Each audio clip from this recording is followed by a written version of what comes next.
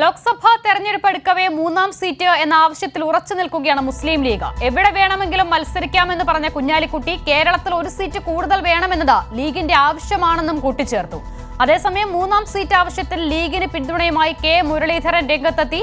മുസ്ലിം league താൽപര്യം അറിയിച്ച കണ്ണൂർ സീറ്റിൽ വീണ്ടും മത്സരിക്കുമെന്ന് ഏകപക്ഷീയമായി പ്രഖ്യാപിച്ച കെ സുധാകരനും ഒടുവിൽ നിലപാട് മയപ്പെടുത്തി. മുസ്ലിം ലീഗ് കോൺഗ്രസിനുള്ളിൽ സൃഷ്ടിക്കുന്ന തലവേദന പരിശോധിക്കാം. എ കെ ലതീഷ് തയ്യാറാക്കിയ റിപ്പോർട്ടിലേക്ക്.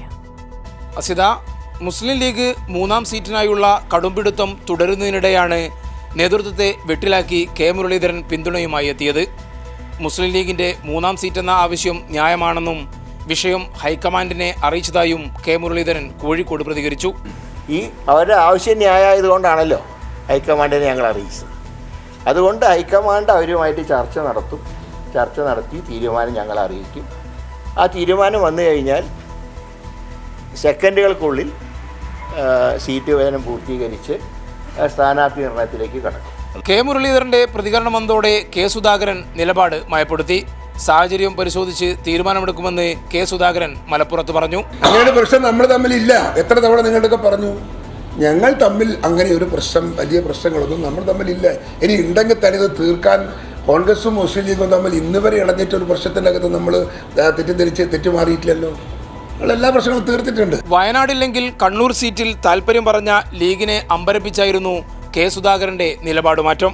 പാർട്ടി പറഞ്ഞാൽ മത്സരിക്കുമെന്നായിരുന്നു കെ സുധാകരന്റെ പ്രതികരണം. ഡൽഹിയിലുള്ള ലീഗ് നേതാക്കൾ തിരിച്ചെത്തിയാൽ ചർച്ചകൾ പുനരാരംഭിക്കുമെന്ന് പ്രതിപക്ഷ നേതാവ് വി ഡി സതീശനും വ്യക്തമാക്കി. പള്ളികൾക്ക് പുറകെ പോയി അമ്പലമുണ്ട് എന്ന് കണ്ടുപിടിച്ച് ആ പള്ളികൾ പൊളിച്ച് നടത്താനുള്ള ശ്രമം ബാബറി മസ്ജിദോടുകൂടി അവസാനിക്കുമെന്നാണ് എല്ലാം കരുതിയത്. പക്ഷെ രാജ്യവ്യാപകമായി ഈ ഒരു മതരാഷ്ട്ര ബോധമുണ്ടാക്കുന്നതിന് വേണ്ടി നടത്തുന്ന മനഃപൂർവമായ ശ്രമമാണ്.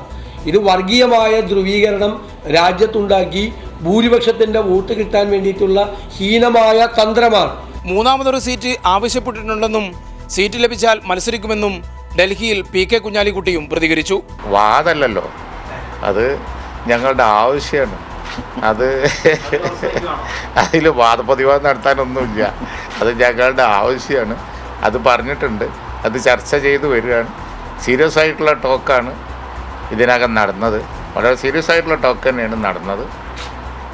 അപ്പോൾ ഇന്നലെ ഫൈനലൈസ് ചെയ്യാൻ വെച്ചതായിരുന്നു. പക്ഷേ അസംബ്ലി നീണ്ടുപോയതുകൊണ്ട് ഇന്നലെ പറ്റിയില്ല. മൂന്നാം സീറ്റെന്ന ആവശ്യത്തിൽ നിന്ന് മുസ്ലിം ലീഗ് പിന്നോട്ട് പോകില്ലെന്നാണ് നേതാക്കളുടെ പ്രതികരണത്തിൽ നിന്നും വ്യക്തമാകുന്നത്. ഇല്ലെങ്കിൽ പകരം അധിക രാജ്യസഭാ സീറ്റെന്ന ലീഗിന്റെ ആവശ്യം കോൺഗ്രസിന് അംഗീകരിക്കേണ്ടിയും വരും. എ കെ ലതീഷാണ് വിവരങ്ങൾ നൽകിയത്.